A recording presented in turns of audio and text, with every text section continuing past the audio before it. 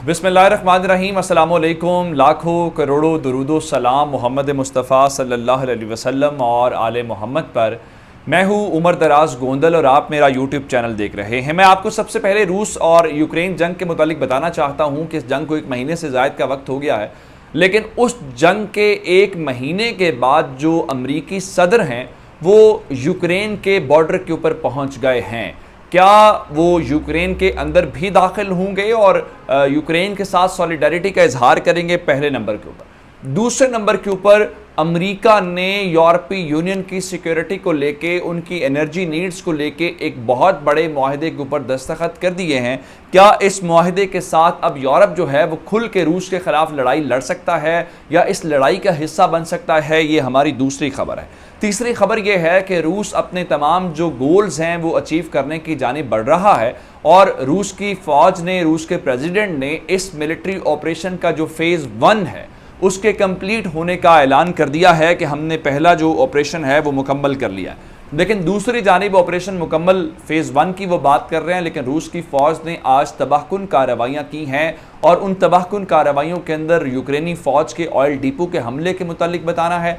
आगे चल के आपको मारियोपोल के अंदर बताना है, जहां पे थिएटर के अंदर लोग पनाह लिए हुए थे, वहां पे बमबारी की गई है। अब तक की इतलात के मुताबिक 300 से ज़ायद लोग जो हैं वो मारे जा चुके हैं और जो यूक्रेन के प्रेसिडेंट ज़ेलेंस्की हैं वो कह रहे हैं कि हम पीस के बिल्कुल करीब पहुंच चुके हैं और रूस जो है वो दिफाई पोजीशन के ऊपर आ गया है। और फिर इसके अलावा एक और बात जो खबर है कि जो रूस के मिसाइल्स हैं उनको किस तरीके से यूक्रेन ने बाजी पलटी है, जो कह रहे हैं कि जंग के अंदर फैसला कुन रोल है, ये भी आपको बताएंगे।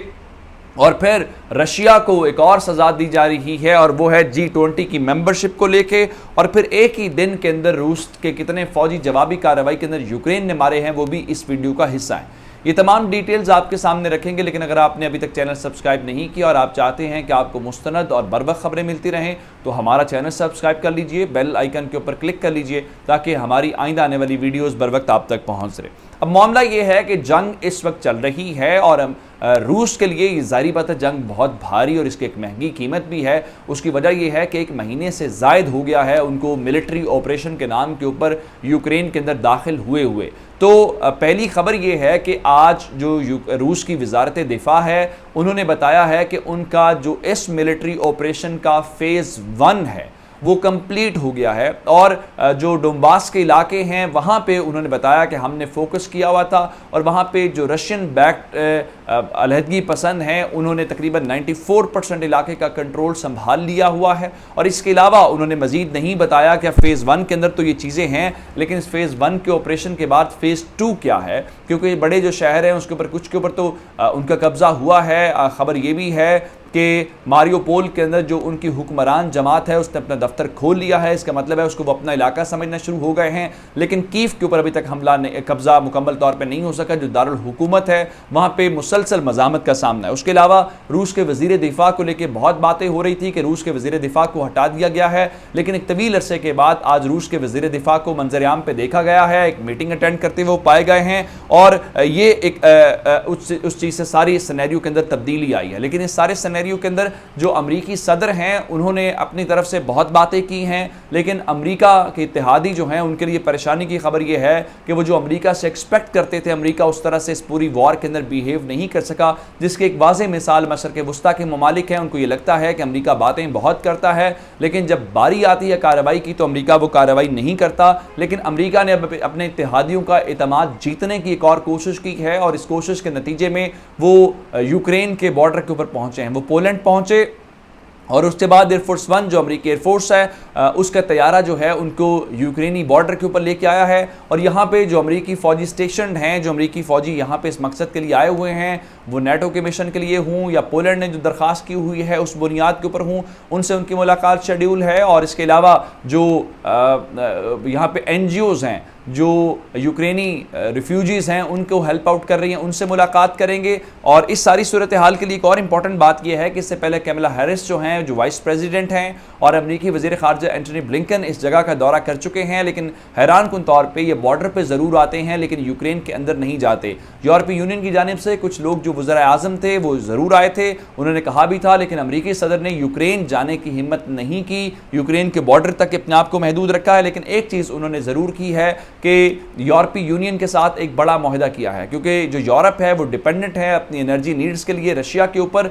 तो अब अगर रशिया को मुमकिना तौर पे मुतबादल दे दिया जाए यूरोपीय यूनियन को, तो वो रशिया के ऊपर डिपेंडेंसी उनकी कम हो जाएगी। क्योंकि आपने देखा कि सऊदी अरब से कहा गया कि आप तेल की प्रोडक्शन बढ़ा दें, उन्होंने इनकार किया, उसके बाद ऑयल प्राइसेस ऊपर चली गई और उसके बाद अमेरिका ने खुद भी जो ऑयल इंपोर्ट्स हैं रशियन वो बंद कर दी। बरतानिया ने कहा हम इस साल के आखिर तक कर देंगे। अब इस सारी सूरत हाल के दौरान यूरोप और अमेरिका का एक मुआहदा हो गया है, क्योंकि अमेरिकी सदर ने विजिट किया है और इस दौरान बताया गया है कि अब जो LNG है वो अमेरिका यूरोप को प्रोवाइड करेगा, ताकि इस हवाले से वो उस प्रेशर से या उस खौफ से निकल सके। अब हैरान कुन तौर पे यूरोप जो है अपनी LNG की जो नीड्स हैं उसमें से 41% 41% जो है वो रूस से इंपोर्ट करता है। तो क्या अमेरिकन ने 41% का इंतजाम कर रखा है, या सिर्फ और सिर्फ ये नफसियाती दबाव है कि देखिए जी हम मुआहदा कर रहे हैं और हम चीज़ें बेहतर कर लेंगे। इस सारी सिनेरियो के दौरान कि अमेरिकी सदर वहाँ पहुँचा है, रशियंस कह रहे हैं कि हमारी मिलिट्री ऑपरेशन का फेज़ 1 कंप्लीट हो गया है, उसके साथ जो रूस की फ़ौज है उसने तबाहकुन बमबारी की है। और तबाहकुन बमबारी में सबसे पहले उन्होंने दारुल हुकूमत कीव के जो करीब है एक ऑयल डेपो, जिसको बताया गया है जी इसको यूक्रेनी फ़ौज हमलों के लिए इस्तेमाल कर रही थी, उसको मुकम्मल तौर पे तबाह किया गया है। और जो रशियन डिफेंस मिनिस्ट्री है उनके मुताबिक उन्होंने ब्लैक सी से फायर जो है क्रूज़ मिसाइल किया है और जो वहाँ पे उस क्रूज़ मिसाइल ने इस ऑयल डिपो को तबाह कर दिया। इसके अलावा एक और बड़ी तबाहकुन बमबारी की सूरत की गई है, वो ये है कि चूँकि जंग के दौरान लोग मुख्तलिफ पनाह लिए होते हैं मुख्तलिफ जगहों के ऊपर, और उनकी सबसे पहली कोशिश ये होती है कि अपनी जान बचाई जाए। तो मारियोपोल का इलाका जो एक बदतरीन मुहासरे के अंदर है, यूक्रेनी सदर तो कह चुके हैं कि ये वॉर क्राइम है। वहाँ पे एक थिएटर था और बताया गया है कि थिएटर के अंदर लोग उसको बॉम्ब शेल्टर के तौर पे इस्तेमाल कर रहे थे, उसमें पनाह लिए हुए थे, लेकिन रूस की फ़ौज ने आज उसके ऊपर भी बमबारी की है। और इस बमबारी के नतीजे में तकरीबन 300 यूक्रेनी लोग जो हैं वो मारे जा चुके हैं और अब तक उसमें मज़ीद जो इजाफा है वो भी हो सकता है, क्योंकि काफ़ी ज़्यादा लोग अंदर थे और उस बिल्डिंग के कोलैप्स करने के और उस वजह से शायद एक इजाफा हो सकता है। लेकिन दूसरी जानिब जो यूक्रेन के प्रेसिडेंट ज़ेलेंस्की हैं वो कह रहे हैं कि देखिए जी हम तो अमन के करीब हैं, हम पीस प्रोसेस के करीब हैं, और उनके मुताबिक जो रूस की फ़ौज है, रशियन जो ट्रूप्स हैं वो पूरे यूक्रेन के अंदर अब दिफाई पोजीशन के ऊपर हैं। इससे पहले वो काउंटर स्ट्राइक कर रहे थे, अब चूँकि हमने उनके ऊपर हमले शुरू कर दिए हैं तो अब वो ज़रा अपने आप को डिफेंसिव अप्रोच अपना रहे हैं। और उनके मुताबिक जो दारुल हुकूमत कीव के आसपास के इलाके हैं उन इलाकों के ऊपर उनका कंट्रोल दोबारा से हासिल करना उन्होंने शुरू कर दिया। एक और बात जो उन्होंने की है वो बड़ी है, चूंकि आपने देखा कि रशियन अपने एयरफोर्स का इस्तेमाल कम कर रहे हैं, लेकिन वो अपने मिसाइल्स का इस्तेमाल बहुत ज़्यादा कर रहे हैं। आज यूक्रेन के प्रेसिडेंट के मुताबिक 59% यानी राउंड अबाउट 60% जो मिसाइल्स हैं उनको उनके टारगेट के ऊपर नहीं पहुंचने दिया गया। Mail function missed a down, जिसका मतलब ये था कि या तो उनको तबाह कर दिया गया या उनकी डायरेक्शन ठीक नहीं थी या उनको इनके मिसाइल डिफेंस सिस्टम ने गिरा दिया।